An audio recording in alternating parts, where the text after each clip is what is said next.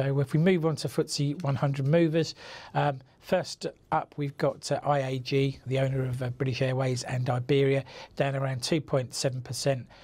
Very much negative sentiment in the airline sector at the minute. We saw a downgrade for EasyJet earlier in the week. Air France KLM sharply lower in Paris today, down around 4.4% as they've cut routes to try and save money. And I guess investors will be thinking now, is this the best time to be consolidating in the airline industry, and will IAG end up overpaying for Aer Lingus? They sort of tabled £1 billion bid, but I wonder if they might like to try and trim that price. Or maybe they underpaid for Iberia so they could overpay for Aer Lingus. Possibly, but it's a very difficult space at the moment, and it's ironic that this should all be happening at the same time as the Paris Air Show is going on and people are placing orders for new planes.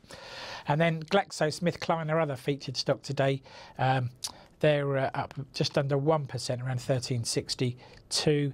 Press speculation about a possible bid or approach from either Roche of Switzerland or J&J Johnson & Johnson of the US. The talk in the press was of a £19 a share bid, obviously a significant premium to the current level.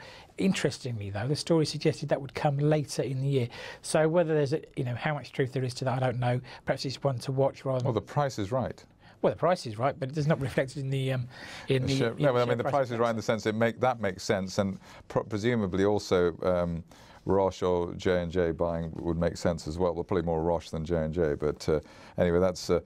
Sort of cheers us up on a dull day, I suppose. It does, and it's one to keep on your watch list, for any future news or movement. So, if we move on.